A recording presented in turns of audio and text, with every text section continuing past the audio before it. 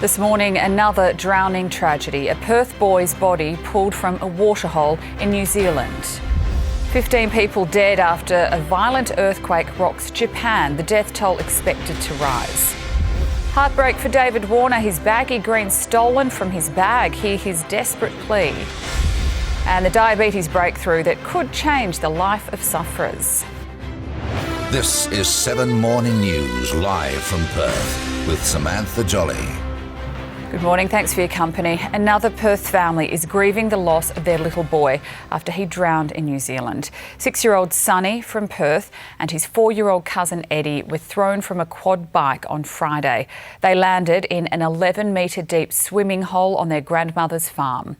The driver and 3 others managed to escape, but despite desperate efforts from emergency services, the boys could not be found. Their bodies were recovered the next day.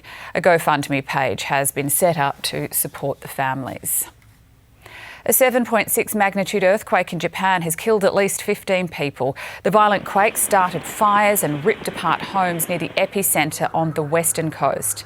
More than 36,000 households have been left without power as the challenging task of clean-up begins. Australian tourists in Japan have relived the moment it struck.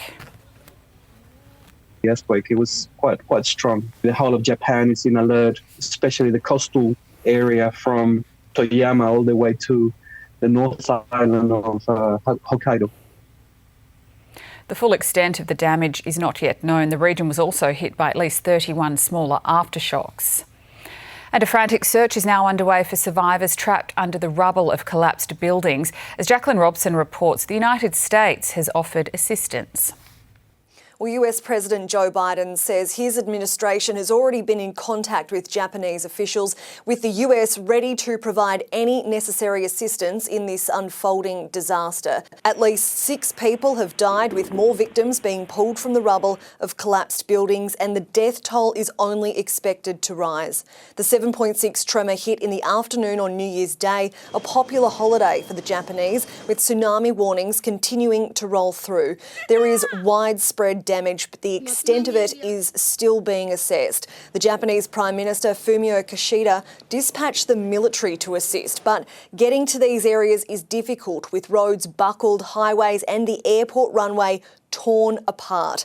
Essential supplies like food, water, blankets and fuel are on their way to the impact zone, which is having to be brought in by boat given the damage to transport links. Power is out to around 33,000 homes. Around 100,000 people were told to flee last night, with a tsunami warning that has since been downgraded. The Nuclear Regulation Authority says there has been no irregularities at nuclear plants. Seismologists say the next danger is aftershocks, which can last days and even months. There's going to be a lot of local shaking in the area right above where the fault zone ruptured. And in cases like this, you're going to have that much shaking and damage, and then later aftershocks could cause more damage. Japan's Prime Minister will lead the disaster coordination team as morning brings fresh developments on this unfolding situation. South Korea's opposition leader has been attacked at a press conference. Lee Jae-myung was stabbed in the neck by an unidentified man while touring the site of a proposed airport in Busan. The assailant was arrested at the scene. Lee has been taken to hospital. His current condition is unknown. Australian cricketer David Warner has issued a desperate plea for the return of his treasured baggy green cap on the eve of his first farewell test. Warner says the cap was stolen from his bag as he made his way to Sydney for the pink test. Inside this backpack was my baggy greens. That's sentimental to me. It's something that I would love to have back in my hands walking out there come this week. If it's the backpack that you really wanted, I have a spare one here. You won't get into trouble. Please reach out to Cricket Australia or myself via my social media, and I'm happy to give this to you if you return my baggy greens. Thank you. The retiring Aussie says he's reviewed CCTV footage of the team hotel and Qantas without any luck. The arson squad is investigating a fire in Wangara this morning. Flames sparked near the John Hughes dealership on Prindiville Drive around 6:30 last night. The blaze damaged a brick service building and Suzuki Swift parked nearby. The cause is being treated as suspicious.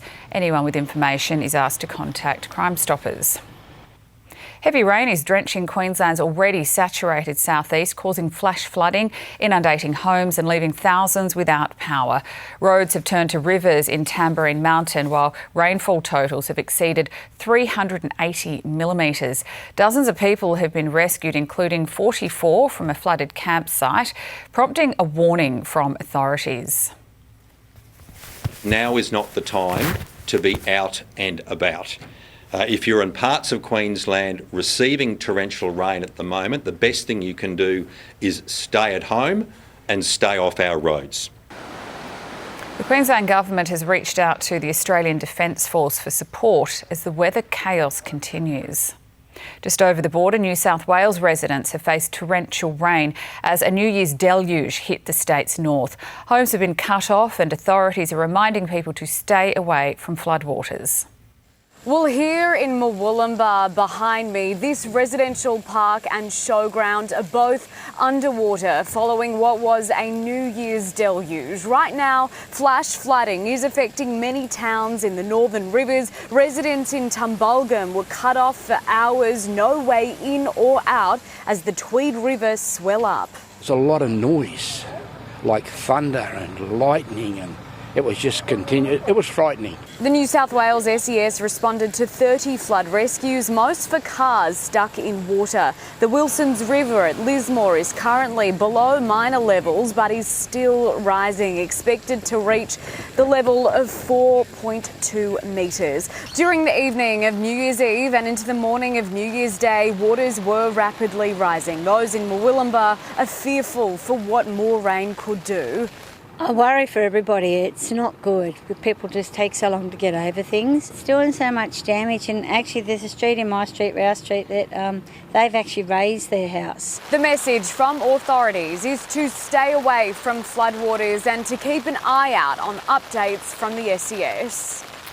Fire has destroyed a home in Ellenbrook, leaving a family in emergency accommodation to start the new year. Crews rushed to the property after several 000 calls at 4:30 yesterday afternoon, reporting flames shooting from the garage. Firefighters scrambled from 4 stations and were able to stop the blaze spreading to more properties. It was brought under control just after 5 p.m. after reducing the house to rubble. Fire investigators are now examining the cause. Tributes continue to flow for Olympian Melissa Hoskins after she was killed in a crash outside her home. Her husband, world champion cyclist Rowan Dennis, has been charged over the incident.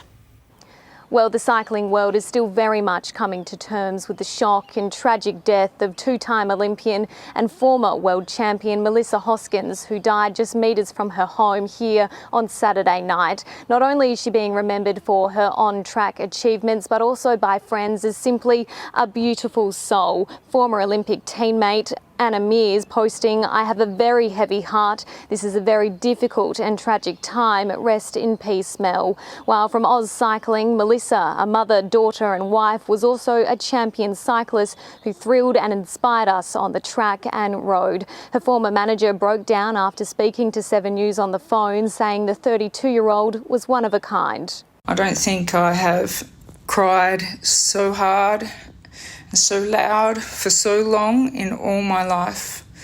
It's probably the most shocking news I've ever received. Police say former world champion Rowan Dennis was driving the car that struck his wife Melissa on Saturday night. 7 News understands one version of events may be that there was an argument and she was trying to stop the car by climbing onto the bonnet before being struck.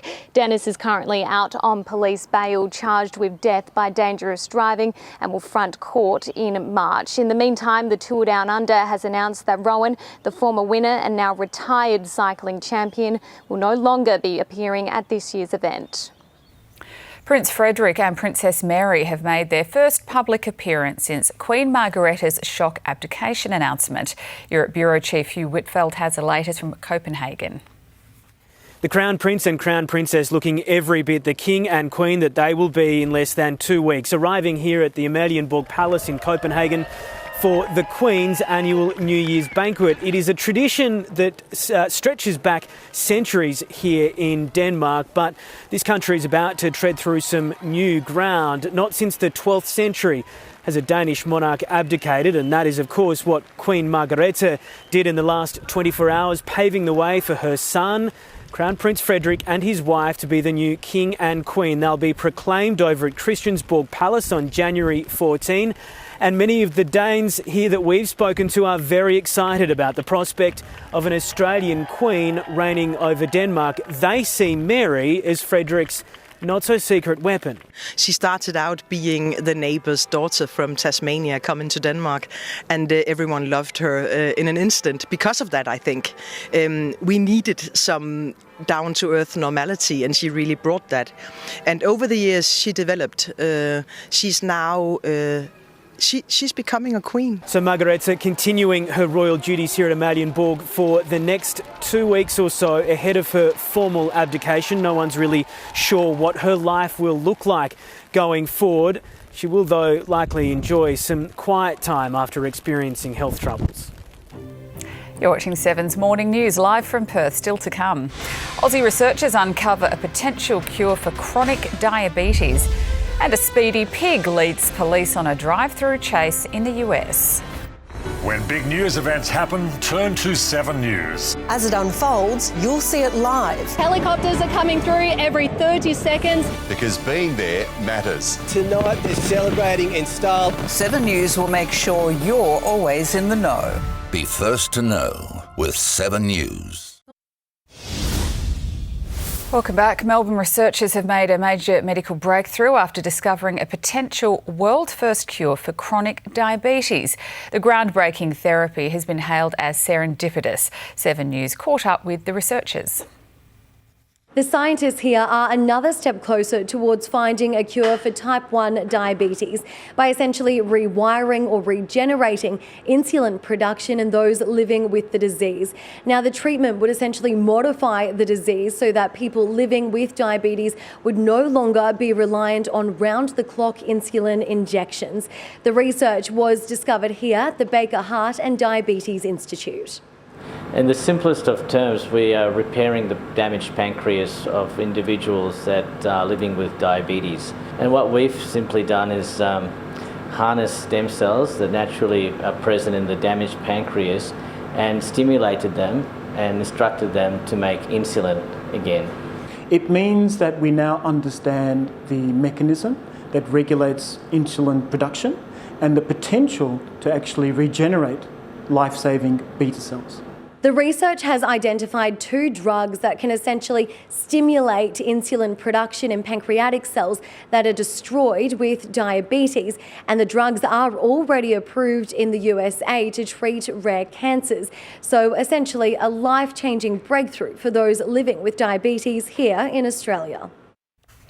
Reduced to rubble, new drone footage has emerged from central Gaza showing the destruction caused by an Israeli airstrike. Gaza's health ministry says 156 people have been killed in the past day. Hundreds of Palestinians were shopping at local markets nearby when the bombardment occurred. Meantime, in Ukraine, firefighters tackled a blaze after Russia launched a record 90 drones. A 15-year-old boy was killed and 7 people were wounded after falling debris from one of 87 shot-down drones hit a residential building in Odessa. 600 kilometres to the east, drone strikes and artillery fire also killed 3 people, including a 73-year-old woman. To mark the start of the new year, 3 men have dived off Rome's Cavour Bridge into the Tiber River. The tradition has been taking place for more than 50 years, with the dive from a height of almost 18 metres. A team from Rome's firefighting squad stood by in the dinghy, plucking the divers out of the murky water. Stay with us on 7. Sport is coming up after the break as the Prime Minister welcomes the Australian and Pakistani teams ahead of David Warner's final test. And Alex de Minaur bounced back to form thanks to an impressive win at the United Cup. 7 News knows Perth. Headlines flash by all day. But to know the news, watch 7 News at 6 o'clock. And here's why. It was members of the gang crime squad that arrested him. Our reporters are newsbreakers. Are you a victim of their negligence? With more exclusive reports that dig deeper And demand answers. We commit to travel to wherever the stories happen, even the front line. Chris Reason from Channel 7 Australia. As international news unfolds in Europe, We're live to you at 6 p.m. breaking down the global issues that matter back home in Perth. 7 News understands. Our reporters travel from suburb to suburb. Here in Joondalup and across our state to bring you the news. I can confirm. This is the team we trust. And thank you For trusting 7 News. When big news events happen, turn to 7 News. As it unfolds, you'll see it live. Helicopters are coming through every 30 seconds. Because being there matters. tonight they're celebrating in style. 7 News will make sure you're always in the know. Be first to know with 7 News. Welcome back. Pat Cummins believes Dave Warner deserves a super send-off for his game-changing career. Australia has just finished its final training session for the Pink Test match, which starts tomorrow morning at the SCG. Prime Minister Anthony Albanese welcomed the Australian and Pakistan teams to his home in Kirribilli last night. Again, Warner was the centre of attention. You know, I think of him when he first came into the scene, really changed Test cricket. Competitive, ready to go. So just a champion of Australian sport, and hopefully he gets a good send-off this week. Coverage of the third Test begins at 9 tomorrow morning with the first ball at 10. The Sydney Thunder is bottom of the BBL table after a 7-wicket defeat to the Hobart Hurricanes. Chasing 150, Ben McDermott scored a not-out half-century to steer Hobart to its second win of the season. Where's the shield? Wow. That was straight back at the umpire. Brisbane superfan Cameron Smith didn't get to see a ball bowled in last night's clash between the Heat and Sixers due to heavy rain. Australia has advanced through to the quarterfinals of the United Cup thanks to a 2-1 victory over USA. Alex de Minaur dominated top 10 ranked player Taylor Fritz in straight sets to begin the tie. It's been a demolition from de Minaur. Such an impressive display. Ajla Tomljanovic lost her women's single match 7-6, 6-3 before mixed doubles stars Matthew Ebden and Storm Hunter thrashed the Americans in straight sets to seal victory. Left absolutely everything out there. Unbelievable performances in both the singles matches and how the mix went as well. So, it bodes well for hopefully Wednesday night. Australia is likely to play Novak Djokovic's Serbia in tomorrow night's quarterfinals. Liverpool is 3 points clear at the top of the Premier League after defeating Newcastle United 4-2 this morning. Despite missing a first-half penalty, Egyptian superstar Mohamed Salah dominated for Liverpool. Salah played pivotal roles in all 4 of the second-half goals, including a sublime assist to substitute Cody Gakpo. Salah, Gakpo, goal! Salah sealed the game with an 86-minute penalty. I'll have all your weather details next on 7's Morning News. See you after the break. We've never seen this before.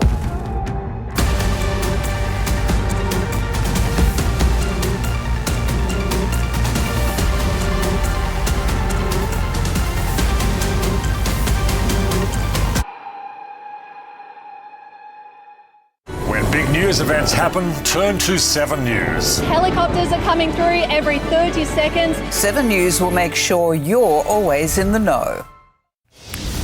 Police in the US needed to be called to rein in a rowdy fugitive responding after a pig was spotted causing havoc at a Macks drive-through in Ohio after it broke free from a cage being towed behind a ute. The hog was eventually brought to justice and returned to his owner. Local police took the incident in good humour. Checking the weather now, it's currently 24 degrees in the city. We're expecting a cloudy top of 30 this afternoon. Lots of cloud cover around the suburbs today. Fremantle and Rockingham reaching 30 degrees, slightly cooler for Kalamunda and Armidale. Some sunnies peeking through in Mandurah and expect wind and 28 degrees if you're on Rottnest Island. Taking a look at the rest of the week, mostly sunny and 32 degrees for the city tomorrow. Blue skies return Thursday, similar conditions on Friday before temperatures climb for our weekend. Saturday reaching 34 degrees and Sunday expecting a hot top of 36. And for the start of next week, sun and 36 degrees forecast. That's 7's morning news this Tuesday. Stay with us. I'll have updates across the afternoon before our main bulletins at 4 and 6. I'm Samantha Jolly. Enjoy the rest of your day.